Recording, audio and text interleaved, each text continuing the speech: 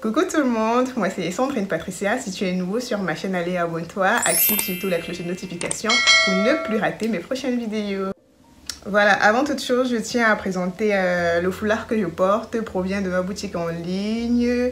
C'est un foulard imprégné de postiche, voilà. Et c'est disponible dans ma boutique en ligne. Pour celles qui également aimeraient revendre, c'est disponible en gros et tout. Voilà, donc n'hésitez pas d'y faire un tour, de me laisser des messages inbox. Et je tiens déjà à dire merci à toutes ces natives qui me boostent au quotidien en passant les commandes. Merci. Et tous les liens sont en barre de description, les liens de mes comptes officiels. Je ne laisse jamais de coordonnées dans les commentaires, donc faites attention. Voilà, aujourd'hui la vidéo que je fais c'est un tag. J'ai été inspirée par la chaîne Mon Afro Libre de Sandra Danfac. Coucou Sandra. Et lorsque j'ai vu sa vidéo, j'ai pensé que mes natives pourraient être intéressées de ce genre de vidéo également. Et elle a tagué toutes celles qui aimeraient bien refaire la vidéo sur leur chaîne. Voilà, donc aujourd'hui je partage un peu avec vous mon parcours capillaire. C'est sous forme de questions dont on va aller en question. Je vais lire les questions et je vais répondre. J'espère ne pas être longue dans mes réponses pour éviter que la vidéo soit également longue. Présente-toi en quelques mots, prénom, âge, lieu de vie, métier. Je suis Sandrine Patricia, j'ai 28 ans. Je vis en Chine, dans le nord de la Chine, où il fait extrêmement froid. Raison pour laquelle vous me voyez déjà en col roulé là, étant même à la maison. Et tout, on baigne dans le négatif depuis. Et voilà quoi, on n'est même pas encore en hiver, on est déjà, je crois, on est à moins 7 degrés aujourd'hui.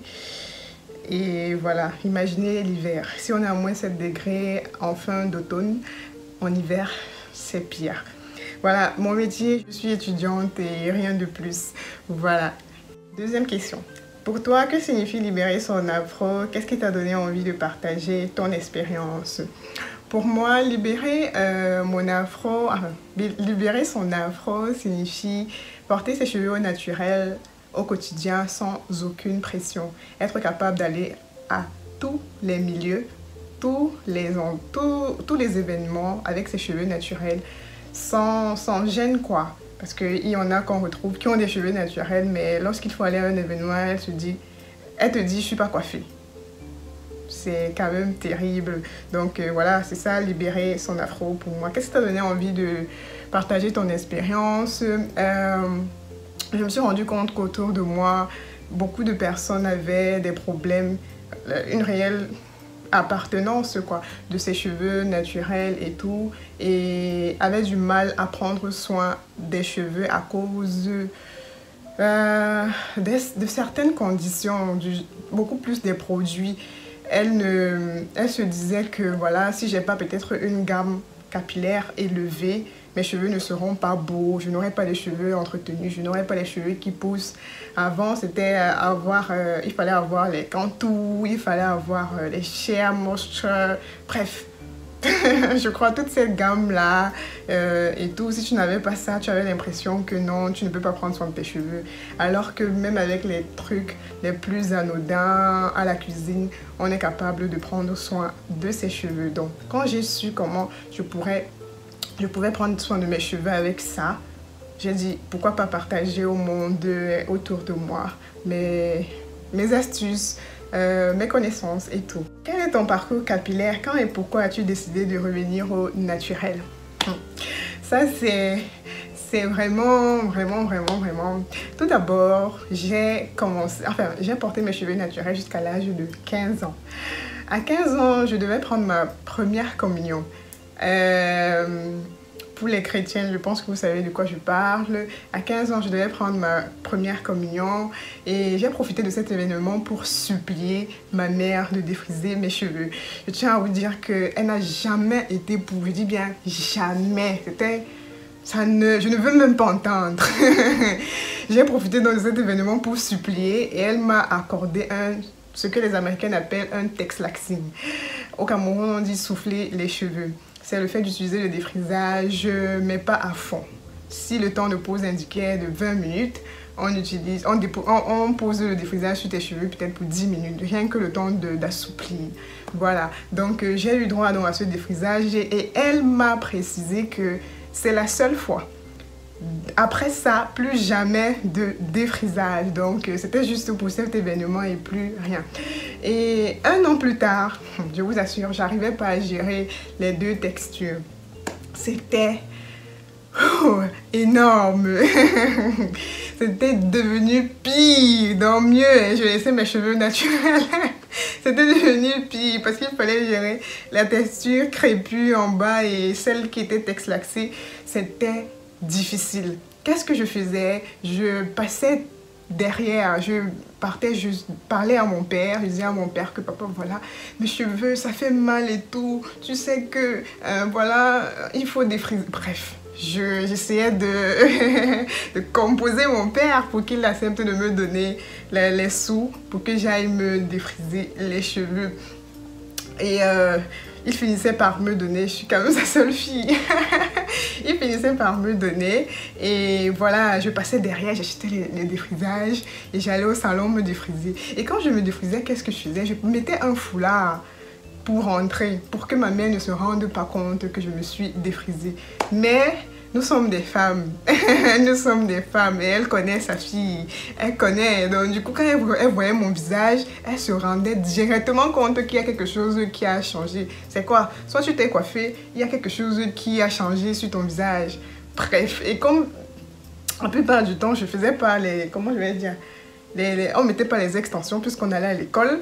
Il y a quelque chose quoi. Du coup, elle m'attrapait toujours et je me faisais gronder. Elle me grondait. Elle me grondait. Si je ne passais pas derrière pour prendre l'argent à mon père, je prenais ses restes de défrisage, je partais au salon mettre sur mes cheveux. Elle me grondait. Donc j'ai passé peut-être 5 années, 5 années à jongler comme ça pour me défriser parce qu'elle n'avait jamais accepté, qu'importe. Même étant arrivée à l'université, ma mère me disait sûr que le défrisage que chaque fois je te dis de ne pas mettre sur tes cheveux, tu mets là, tu vas regretter. Elle passait le temps à me dire ça, mais bon. Après 5 ans, elle a commencé à devenir moins rude et tout. Elle me regardait, ça me faisait et tout.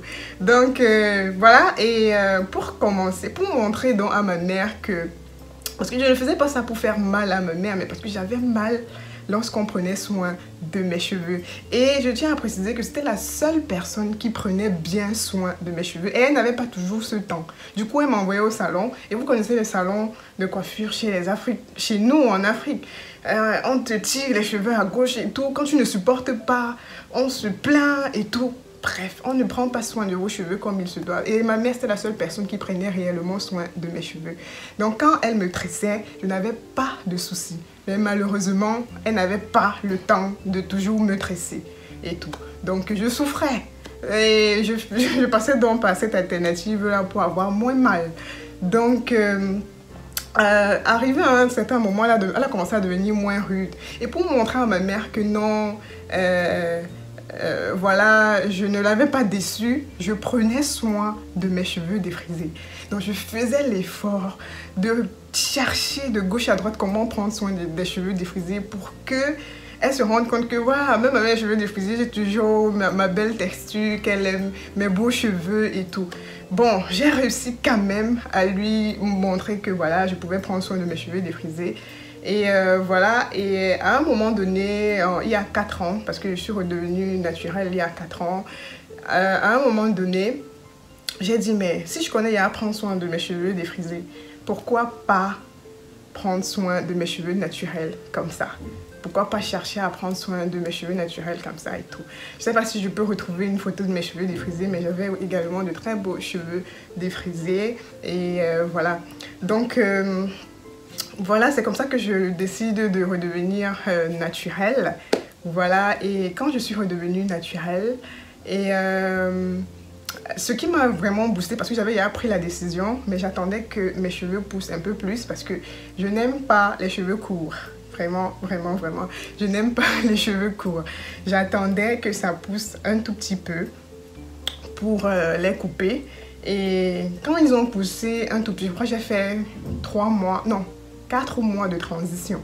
4 ou 5 mois de transition, j'ai été encore plus motivée parce que j'ai une amie qui m'a dévancée en fait. Elle a fait son big shop, je dis, cheveux courts et tout et tout. Ouh, quand elle a fait son big shop, j'ai dit, voilà, je crois que j'ai fait 4 mois de transition parce que même ces 4 mois de transition, je souffrais. Je souffrais énormément des deux textures, je n'arrivais pas vraiment à gérer. Donc dès que j'ai constaté qu'elle a big shopé, direct, je crois 2 semaines plus tard ou 3 semaines plus tard, je suis aussi allée couper les cheveux défrisés qu'il y avait au-dessus. Et j'étais au naturel en septembre 2016. Voilà. Est-ce qu'il t'arrive de porter tes cheveux naturels en afro lâchés au quotidien? Oui, je porte mes cheveux afro tout au long de l'année. J'ai mes cheveux naturels lâchés et tout. C'est vrai que quelquefois, je change un peu de tête en portant des foulards comme ça. Ou bien des perruques, mais la plupart du temps, j'ai mes cheveux naturels. Donc, mes cheveux sont tout le temps au vent. Voilà, comme on dit au pays. Quelle est ta coiffure favorite? Quelle est ta coiffure préférée? Ma coiffure préférée étant naturelle, c'est les vanilles, les twists. Voilà, j'adore les twists, C'est ma coiffure vraiment de tous les jours pratiquement et encore plus en hiver car elle garde l'hydratation. Vous savez, les cheveux crépus, c'est un cheveu qui aime bien être emmêlé, ils aiment bien être ensemble. Donc quand ils restent ensemble, ils gardent facilement l'hydratation. Et c'est très bénéfique pour nous en période hivernale. Comme ça, et voilà, donc ça me permet d'être libre.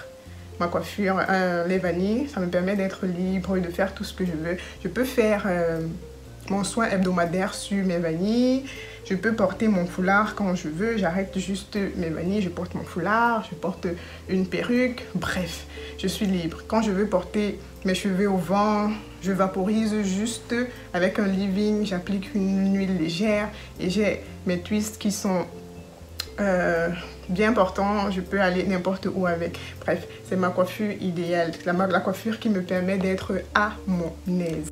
Comment a réagi ton entourage lorsque tu as décidé de passer au naturel? Travail, famille, copain, mari, lorsque tu as choisi de porter l'afro?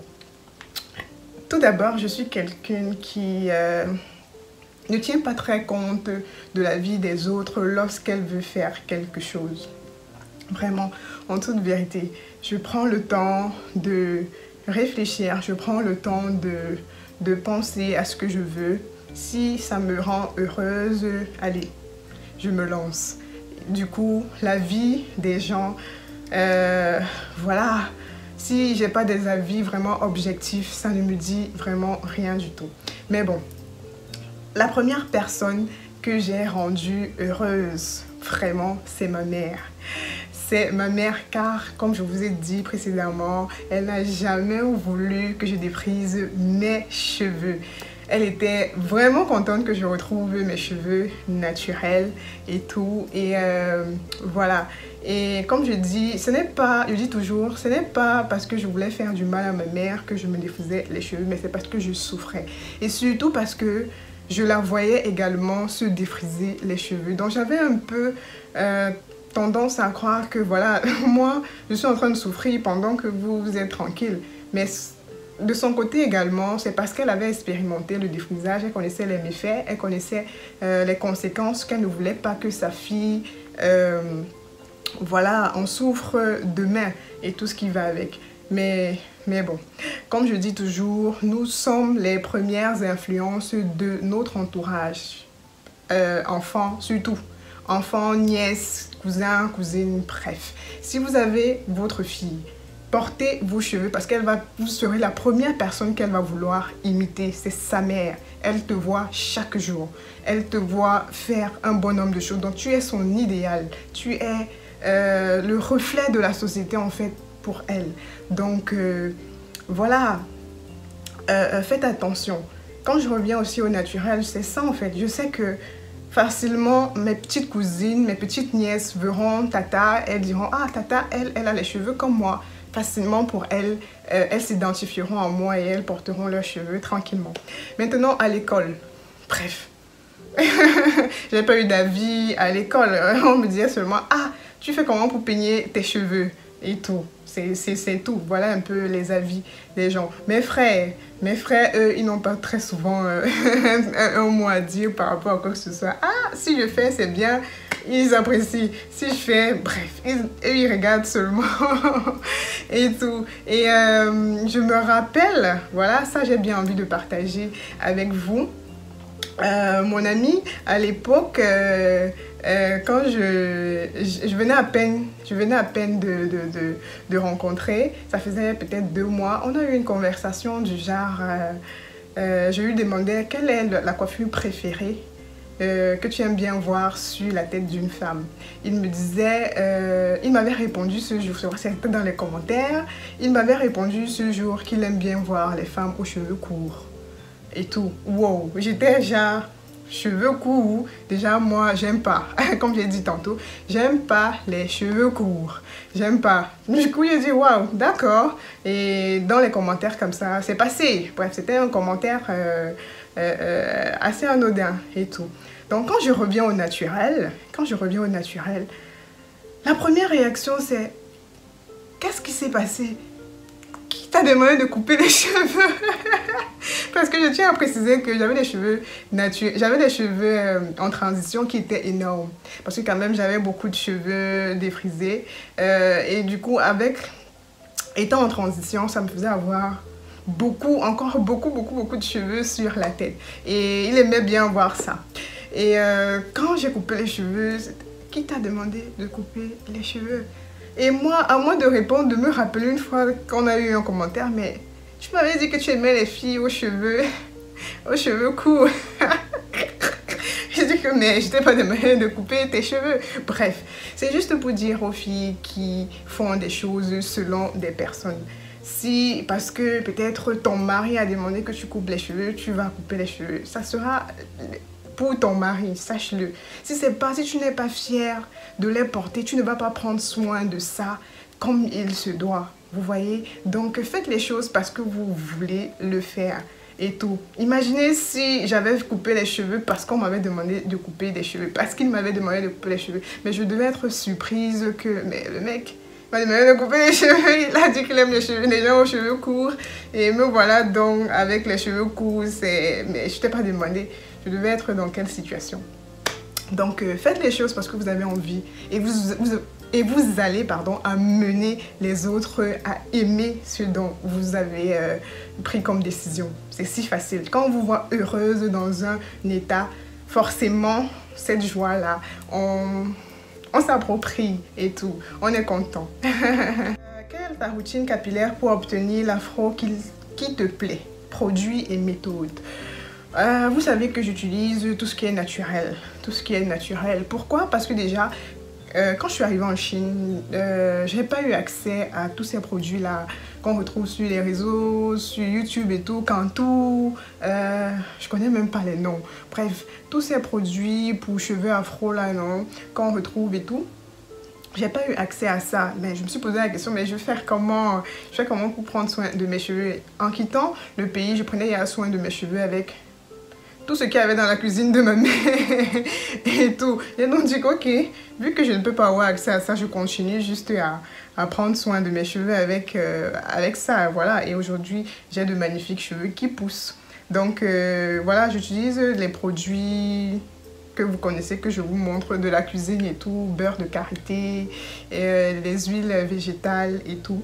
Voilà, la méthode pour obtenir mon afro idéal, j'aime bien les étirer. Voilà, après les avoir étirés, voilà, j'ai un afro massif. Donc, j'applique du beurre de karité, j'hydrate avec mon beurre de karité au gel d'aloe vera. Je crois que je vais mettre le lien là et après, je les étire et tout. Et après les avoir étirés, voilà, j'ai un afro massif. Prochaine question, où achètes-tu tes produits? Peux-tu recommander un coiffeur dans ta ville? Voilà, comme j'ai dit, je n'achète pas mes produits à un endroit. J'achète mes produits au marché. Eh, c'est parce qu'on est confiné toujours depuis. Sinon, je vous amenais au marché des Chinois. C'est comme en Afrique, hein. C'est comme en Afrique là. On va, on discute les prix et tout, et tout, et tout, et tout, et tout. Voilà. C'est là-bas que je m'avais acheté tout ce que je vous montre et tout. Et je commande d'autres, les huiles végétales en ligne. Voilà. Et ici, il n'y a pas de coiffeur pour cheveux afro. Si je veux recommander peut-être quelqu'un pour prendre soin de vos cheveux, c'est moi. C'est moi, voilà. Donc, voilà. Prochaine question. Raconte une anecdote liée à ton afro, à tes cheveux naturels. Il y en a tellement, mais celle que j'aime bien raconter, c'est celle-ci. Un jour, je décide d'aller à l'école avec mon afro. L'afro même, parce que comme je vous dis, j'aime bien porter mes cheveux en vanille et en twist, mais ce jour je décide d'aller à l'école avec mon afro. Voilà. Et quand j'arrive en classe, mon professeur, une chinoise, est éblouie de voir un amas de cheveux comme ça sur la tête de Patricia. Elle me pose la question, mais Patricia, ce sont tes cheveux? Je dis, oui madame, ce sont mes cheveux. Elle dit, waouh, comment tu fais pour les peigner? Je dis, on a des méthodes pour les démêler, pas forcément en utilisant le peigne. Elle dit, ah, assez intéressant. Je profite donc de cet échange pour lui demander que est-ce qu'elle pourrait porter des extensions afro? Elle me dit non. Je dis, pourquoi? Elle dit, ah, je trouve beau, mais voilà, j'aime bien mes cheveux.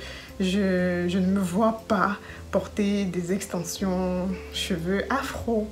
Non. Je dis, ah, d'accord. Ce jour, j'étais fière de porter mes cheveux afro naturels. Et elle était fière de porter ses cheveux lisses, naturels. Vous voyez, ça m'a permis de me sentir, voilà, moi-même réellement et tout. Et j'aime bien raconter ça à certaines natives qui manquent de confiance en elles, car vous ne serez jamais une autre personne et une autre personne ne sera jamais vous. Donc, ayez confiance, portez vos cheveux naturels au quotidien. C'est vous, quoi. C'est votre personne, c'est votre personnalité, c'est votre identité. Comment réagis-tu aux éventuelles remarques et critiques? Comment je réagis? Hey, déjà, ça ne me fait ni chaud, ni froid. Ni chaud, ni froid. Déjà, je vais pas mentir, hein, j'ai très peu reçu de critiques, voire même pas. Je sais pas quand c'est arrivé un jour qu'on a critiqué mes cheveux. Tout ce dont je me rappelle, c'est qu'au début, quand je venais de porter mes cheveux naturels, on disait que c'est parce que c'est la mode. Voilà. Et voilà, je suis aujourd'hui, ça fait plus de 4 ans, je ne me vois pas. Je ne me vois même plus jamais mettre du défrisage sur mes cheveux. Je n'ai jamais fait sous effet de mode. Jamais. Donc, les critiques et tout ce qui va avec, ça ne me dit rien. Quelle fille au naturel t'inspire sur les réseaux sociaux? Il y en a tellement, il n'y a pas qu'une seule fille qui m'inspire, il y en a tellement. Je suis tellement contente de voir toutes ces filles qui ont des chaînes YouTube, qui permettent à notre communauté de prendre soin de leurs cheveux, d'avoir confiance en elles, de leur donner confiance, de leur dire qu'on peut y arriver, la patience est la clé, la régularité des soins ici et ça. Elles sont nombreuses. Kinky Hair Beauty de la Côte d'Ivoire, Roots Organique je sais pas, c'est la Martinique ou la Guadeloupe, des îles, voilà, Mon Afro Libre du Cameroun, voilà, il y en a tellement, même sur Instagram, celles qui n'ont pas forcément YouTube, il y en a tellement. Je suis tellement fière de voir toutes ces filles-là qui, comme moi, partagent leur expérience et redonnent confiance à la femme noire. As-tu déjà essayé de reproduire une coiffure en suivant un tuto YouTube? Quel a été le résultat? Comme je vous dis toujours, vous avez l'habitude de me voir avec des coiffures et vous me demandez si je peux vous faire un tuto par exemple et tout. Vraiment, je ne suis pas très coiffure. Je suis assez minimaliste dans ma façon de faire.